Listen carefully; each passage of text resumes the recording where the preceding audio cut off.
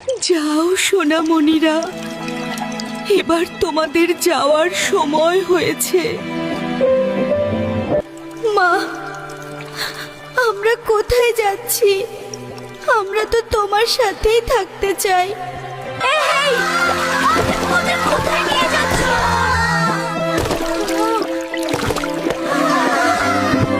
মায়ের কথা খুব মনে পড়ছে। মা আমাদের জন্য কাঁদছে।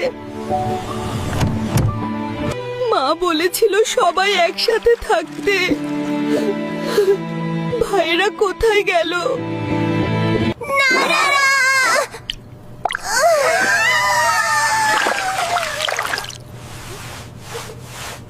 আমি আমার শরীর অনুভব করতে পারছি না।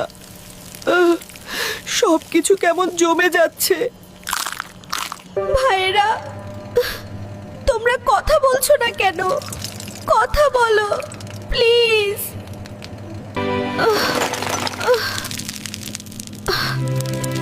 আমি আর এই ঠান্ডা সহ্য করতে পারছি না।